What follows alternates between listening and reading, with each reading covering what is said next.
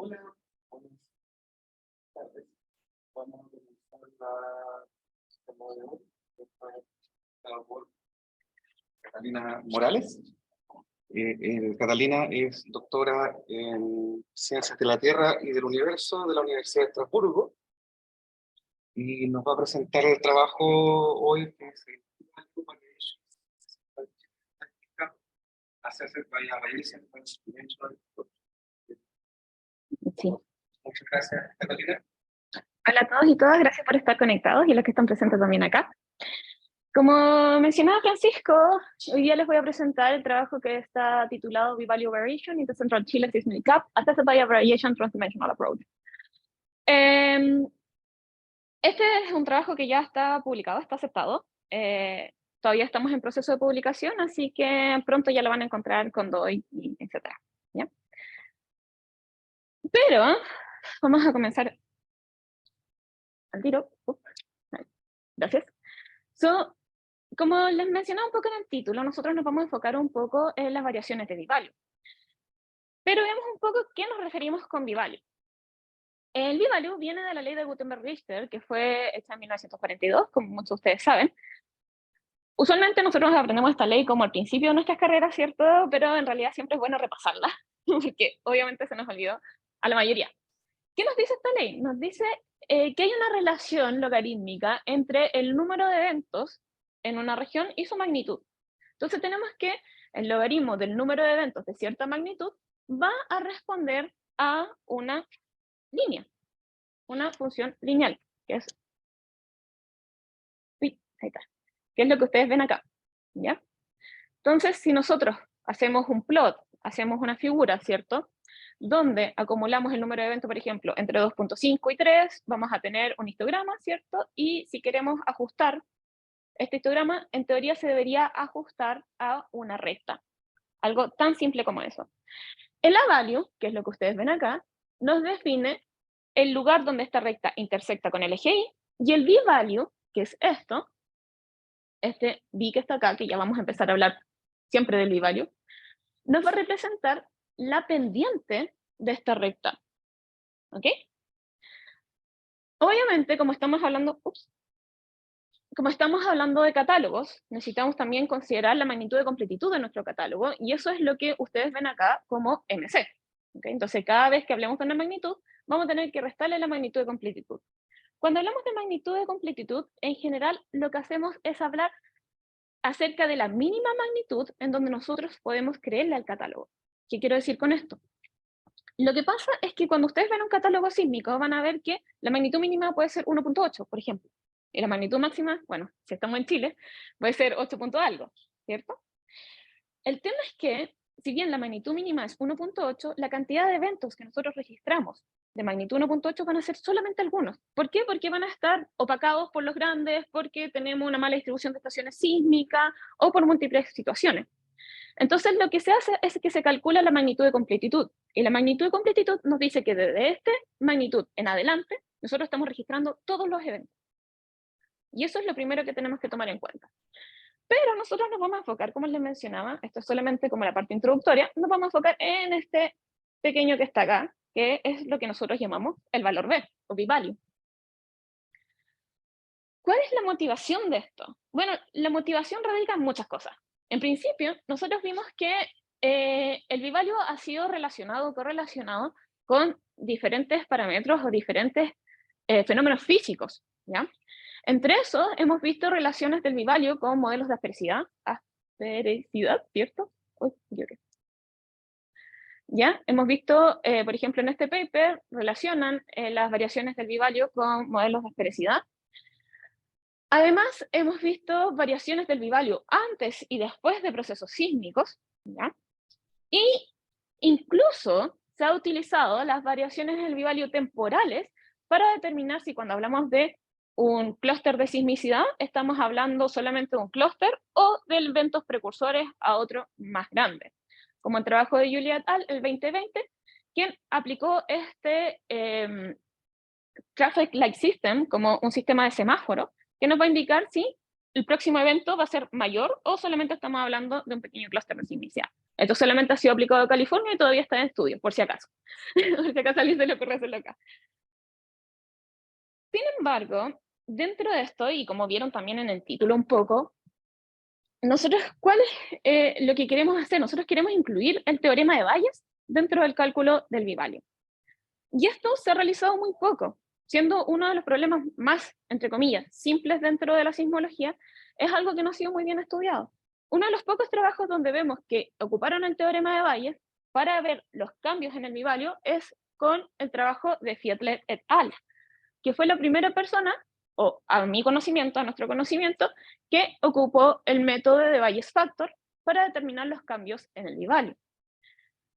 ¿Cómo se hace antes de ver si este b-value cambia? En general lo que hacemos, o lo que se hace usualmente, es que se toman ventanas de tiempo o de espacio chiquititas, basadas en conocimientos previos o simplemente basado en estudios previos o en parámetros físicos u otros, donde tomamos ventanas de tiempo, por ejemplo, no sé, de 100 días, y como ven esta curva azul, se calcula cada 10 días el bivalio, se calcula y se va teniendo esta como curvita azul que ustedes ven acá. ¿Cuál es la ventaja de usar métodos bayesianos en este caso? ¿O cuál es la ventaja que nosotros vimos y que también este autor vio? Fue el hecho de que nosotros podemos determinar las variaciones de b-value solamente dado los datos. Entonces no tenemos que forzar el hecho que vamos a calcular esta ventana de tiempo, y ver cómo funciona. ¿Okay? En este caso, en este trabajo, Fiedler et al. En 2018 ocupó un sistema que se conoce como Bayes Factor, ¿ya? Que básicamente lo que hacían es proponer modelos de corte de b-value, de diferencias de b-value, y se iba comparando uno con otro modelo a través de los factores de Bayes. ¿Qué queremos hacer nosotros? ¿O qué hicimos nosotros en realidad? Nosotros dijimos, bueno, ¿sabes qué? Es mucho trabajo considerar que tenemos que calcular el b-value y dónde cambia, y hacer todo esto como en una grid search o whatever. Entonces, lo que decidimos fue, ocupemos métodos transdimensionales. ¿Y qué es un método transdimensional? Un método transdimensional es un método que nos permite cambiar de modelo, saltar entre un modelo y otro, ¿ya? Donde el modelo va a decirme el número de parámetros. Por ejemplo, yo puedo definir este set de datos con 20 diferentes b-values, entre 0 a 20. Entonces, el sistema, el Reversible John Markov Chain Monte Carlo, que nos va a permitir saltar entre diferentes modelos, es decir, un modelo con 2 segmentos de b-value, un modelo con 3 segmentos de b-value, al mismo tiempo que me va a estar calculando el b-value en el lugar. Entonces, en sí, lo que me permite este modelo transdimensional es calcular tanto el valor del parámetro como los números de parámetros que necesito para definir mis datos. Entonces, al hacer todo esto en conjunto, además, como estamos usando el teorema de Bayes, obedece además al principio de parsimonia, que nos dice que los modelos más simples van a ser preferibles en comparación a los más complejos. Porque en general, si nosotros decimos como, bueno, vamos a darle 100 espacios para que me dé el b-value, voy a terminar teniendo algo así, ¿no? Como bien áspero y bien, porque obviamente me va a escoger el que mejor ajuste. Pero la gracia de esto es que estoy usando Bayes, y Bayes se basa en el principio de parsimonia. Entonces me va a dar el mejor modelo. ¿Cómo hicimos esto? Bueno, como les mencionaba un poco, la ley de Gutenberg-Richter corresponde a la que vimos al inicio en la introducción. Entonces, lo que hacemos es que tomamos esta ley de Gutenberg-Richter, cambiamos el b-value, lo renombramos simplemente con valor beta, y lo que hacemos es definir esta ley en función de una probabilidad de ocurrencia de un terremoto con una magnitud m, y esto va a estar dado por la expresión que ustedes ven acá. Entonces acá yo tengo una probabilidad. ¿Y cuál es la gracia de esta probabilidad? Es que acá yo estoy hablando de una función de densidad de probabilidad. Entonces, de pasar de una ecuación lineal, ya, bueno, una ecuación logarítmica, paso a una ecuación que es una función de densidad de probabilidad. ¿Pero qué hablamos cuando hablamos de una función de densidad de probabilidad? Y bueno, hablamos mucho de esta curva. ¿Okay? Ustedes la mayoría conocen esto, una campana de Gauss, ¿cierto? Una distribución normal que nos va a permitir saber varias cosas, entre eso por ejemplo, la media, la distribución, entonces nos va a dar más de un dato. No vamos a llegar, por ejemplo, ya, esta es la solución, sino también vamos a saber, esta es la media de un rango de soluciones probable, cuál es nuestro nivel de confianza, cuál es la media, y podemos sacar mucho estadístico. La función de densidad de probabilidad que más conocemos es la función normal, ¿cierto? La gaussiana. La un poquito más desconocida es la función paranormal, ¿ya? Que acá está como mi fantasmita. Y en realidad a mí me hubiese gustado usar una función paranormal, obviamente, pero nos decidimos por usar una exponencial. ¿Por qué una exponencial? Simplemente porque nuestra función de densidad de probabilidad está definida como una exponencial. Entonces, vamos a ajustar esta ecuación a esta función de densidad de probabilidad. Y así, con eso, vamos a poder integrarlo en nuestro problema. Pero, ¿cuál es la diferencia en sí que vamos a ver entre escoger esta ecuación y escoger esta otra? Si nosotros hacemos los histogramas, ponemos, por ejemplo, esto sin logaritmo o lo hacemos de esta forma, probablemente los resultados que vamos a llegar van a ser similares. Sin embargo, la diferencia radica en cómo yo estoy haciendo la pregunta o qué pregunta estoy haciendo, ¿ok? En el caso de usar la ecuación que ustedes ven al lado, a este lado, lo siento, a este lado, lo que yo estoy preguntando o lo que yo estoy diciendo es que el logaritmo de cierta cantidad de datos va a seguir esta ecuación, ¿ya?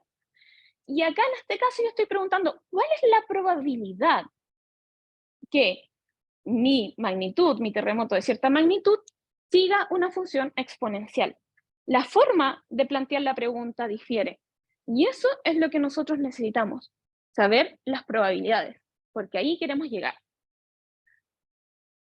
Entonces, si tomamos ya no solamente un evento, tomamos una serie de eventos y empezamos a calcular, por ejemplo, cuáles son las probabilidades, dado un cierto beta, ya acá agregamos algo más. Decimos, bueno, ya tenía mi función de probabilidad, ¿cierto? Mi función de densidad de probabilidad, y ahora digo, quiero agregarle un condicional, cosa que no podía haber hecho con la función lineal. Entonces ahora le digo, bueno, ¿cuál es la probabilidad de tener magnitudes MI para ciertos n eventos dado un beta? ¿Que se acuerdan que yo les dije al principio que mi beta era mi b-value? Entonces, dado un beta.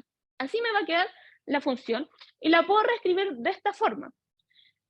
Y esto es lo que nosotros estamos viendo, es una distribución conjunta de todos mis eventos que voy a tener de diferente magnitud. Entonces, la gracia es que esto lo voy a poder ingresar a el teorema de Bayes. Y esto es lo que ustedes ven aquí abajito, es lo que nosotros conocemos como el teorema de Bayes. El teorema de Bayes, ¿qué me dice? Me dice que la probabilidad de un posterior de A dado B va a ser igual a la probabilidad de un likelihood del B dado A, con un prior que me va a indicar la información a priori que yo tenga del problema, dividido por la evidencia, que generalmente se ocupa como un factor de escala. Entonces, en general no lo vamos a ocupar. En sí, la gracia de utilizar esta forma condicional que ustedes ven acá, va a ser que esto yo lo puedo ingresar como likelihood en mi teorema de Bayes. Y mi función finalmente va a quedar así. Entonces, nuestro objetivo va a ser encontrar esta distribución posterior del b-value, de un b-value o valores del b-value, dadas las magnitudes de un catálogo. Entonces, acá va a cambiar mi pregunta, ¿cierto? Yo en la diapositiva anterior les decía cuál es la probabilidad de que cierto conjunto de magnitudes tenga un valor b.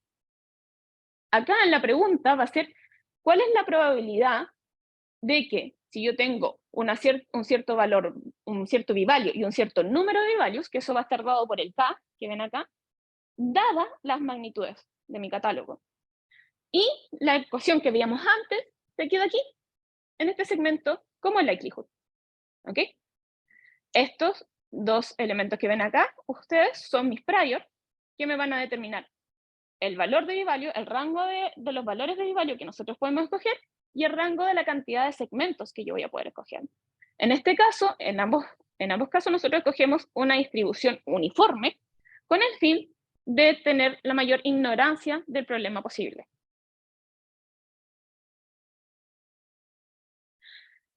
Ahora, como yo les mencionaba, para resolver este problema, vamos a usar lo que se conoce como una técnica transdimensional de inversión. Nosotros nos basamos en el algoritmo de ER del grupo que ustedes pueden encontrar acá y lo pueden descargar si lo necesitan. Y lo que les mencionaba un poco es cuál es la gracia. Nosotros, como les decía, vamos a buscar no solamente la cantidad de parámetros que van a definir mi catálogo, sino también la cantidad de v-values, el valor del v-value en sí.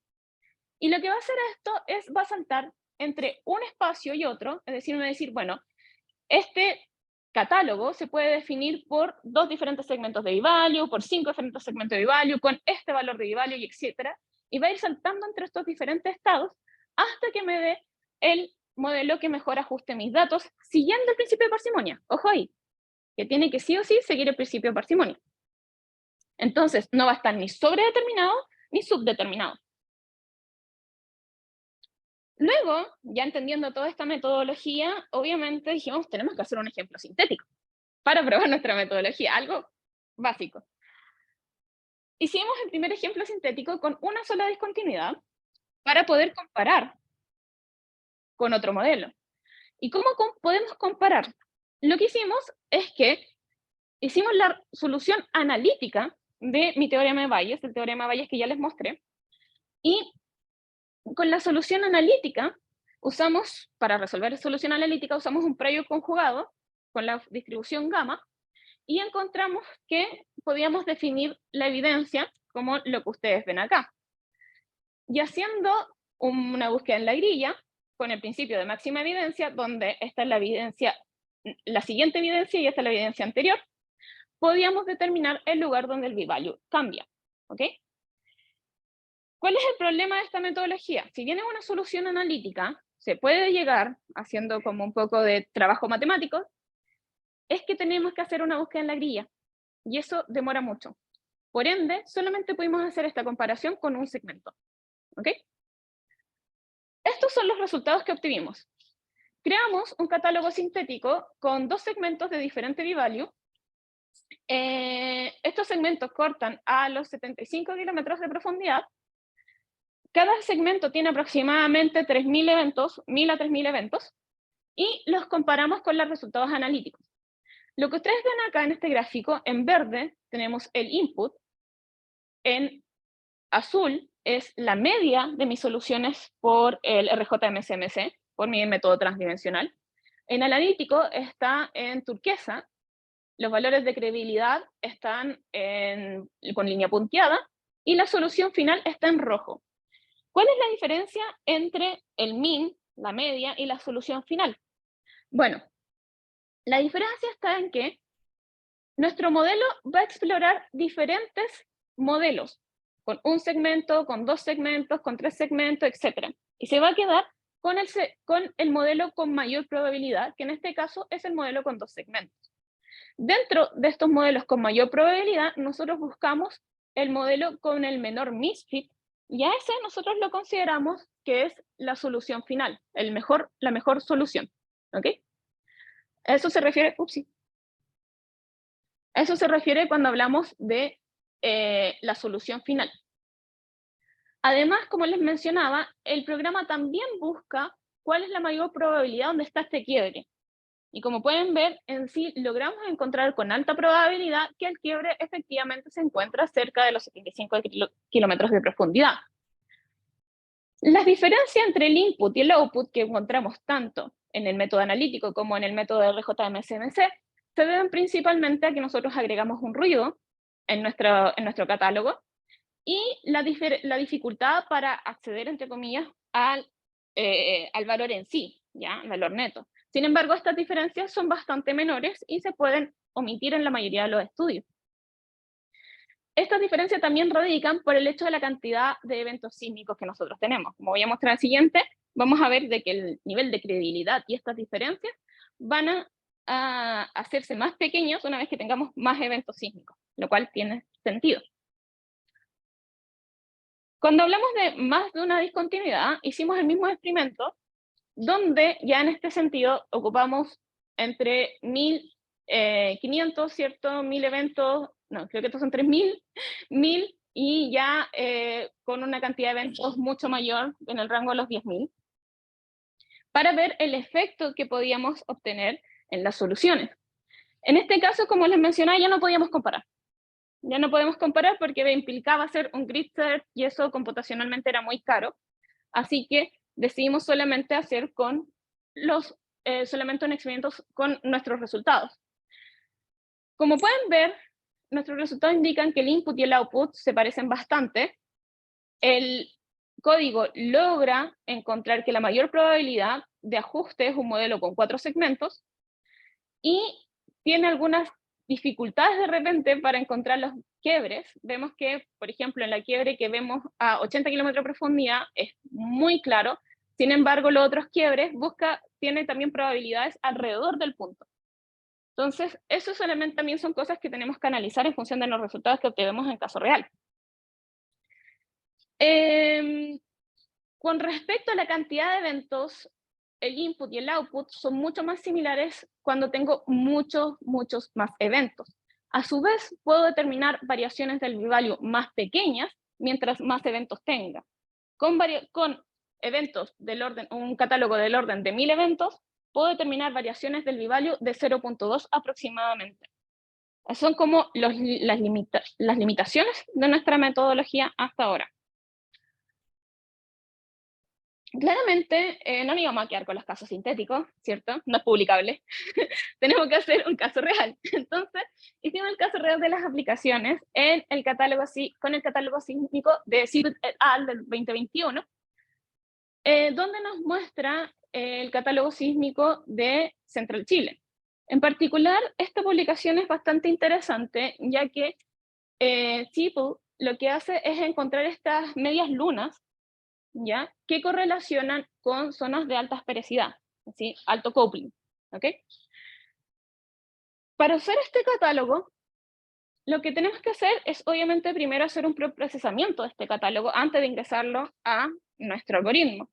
¿Qué conlleva este preprocesamiento? Tomamos el catálogo de sismicidad de Christian Sibut, de 12.000 eventos entre el 2014 y el 2018, hicimos una conversión de magnitudes desde magnitud local a magnitud de momento. Para esto también usamos el código de RJMSMC, solamente para ver las múltiples aplicaciones que puede tener este código. Declusterizamos con ETAS, que es Epidemic Type Aftershock Sequence, given by Mizrahi et al. En el 2021. ¿Pero qué significa esto de declusterizar? Esto de declusterizar, no sé si vieron algunas diapositivas anteriores, para hacer la probabilidad conjunta necesitamos independencia entre los eventos. Esto es algo como muy teórico. Por eso necesitamos declusterizar, porque asumimos de que ciertos eventos van a tener correlación unos con otros. ¿Cuáles son estos eventos? Los terremotos, sus réplicas y sus precursores. En este caso, hicimos una declusterización donde los eventos que estamos usando son los eventos en azul, y los eventos en naranjo fueron eliminados del catálogo. Entonces, todo lo que es la secuencia Valparaíso fue eliminada, y gran parte de la secuencia Villapel también fue eliminada. Además, finalmente nos quedamos con los eventos inter e intraplaca, haciendo solamente, usando el SLAP 2.0 y tomando solo los eventos con una distancia menor desde el SLAP 2.0 de 30 kilómetros hacia arriba, 30 kilómetros hacia abajo. En este caso sacamos los sismos corticales que podemos ver aquí y otros sismos que vemos más abajo. Finalmente nos quedamos con cerca de 5.000 eventos, desde los 12.000 que teníamos, para poder ingresar en nuestro algoritmo. ¿Se puede desclusterizar más? Sí. ¿Podemos desclusterizar menos? Sí. Okay. Eso es algo también que es bueno que lo sepan para si quieren hacer futuras aplicaciones, etc. Y nosotros declusterizamos hasta el punto de que tuviéramos cerca de 5.000 eventos para tener un rango de miles en los segmentos de p-value que vamos a tener que usar. Luego, analizamos esto con variaciones del p-value en función de la profundidad. ¿Okay? Este es el catálogo que nos quedó de los 5.000 eventos en función de la profundidad, y estas son las soluciones que obtuvimos. Podemos ver que el algoritmo claramente define que el modelo preferido es un modelo con 3 segmentos, y las zonas de quiebre son claramente definidas, al menos cerca de los 30 kilómetros, Y acá tengo esta pendiente chiquitita que ustedes ven acá, y por eso tengo esta como dispersión un poco en el segundo quiebre. ¿Qué nos dice esta solución? Esta solución a mí me gusta mucho, la encuentro bastante interesante, porque correlaciona con lo que sabemos acerca de la zona de subducción chilena un poco. ¿Okay? Vemos un quiebre acá de entre 75 kilómetros por menos de profundidad, donde vemos mucha más estabilidad. ¿Por qué estabilidad? Porque asumimos que b-values más cerca de 1 son b-values más estables. ¿Okay? B-values menores tienden a ser un poco de segmentos inestables.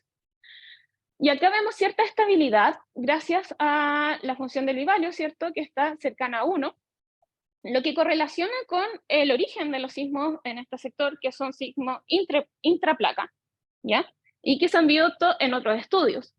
Además vemos que la zona de mayor inestabilidad es la zona que es la zona más sismogénica, ¿ok?